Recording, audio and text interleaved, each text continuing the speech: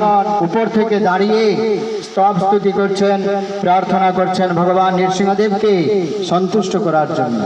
শ্রীমদ্ ভাগবতম অনুসারে এই সমস্ত লীলাগুলি আপনারা এখানে দর্শন করতে পারবেন।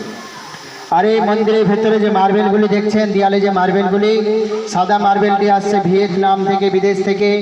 গ্রিন কালারের মার্বেলটি আসছে ব্রাজিল থেকে। রেড কালারের মার্বেলটি আসছে ইটালি থেকে। গ্রেনাইটগুলো আসছে স্পেন, সাউথ আমেরিকা, ইন্ডিয়া, এরকম বিভিন্ন জায়গা থেকে মার্বেল নিয়ে আসা হচ্ছে এই মন্দির নির্মাণ কার্যের জন্য। চেষ্টা চলছে 2026 সালের জানুয়ারির দিকে ওপেনিং হবে। পুরনো মন্দির থেকে ভগবান নতুন মন্দিরে চলে আসবেন।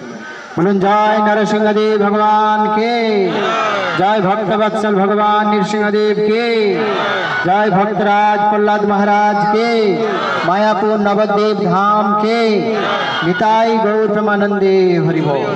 তো আসুন আমরা এখন মেন মন্দিরে যাব, যেখানে রাধা মাধবকে স্থাপনা করা হবে। সবাই সামনে এগিয়ে আসুন। হরে কৃষ্ণ। এইদিকে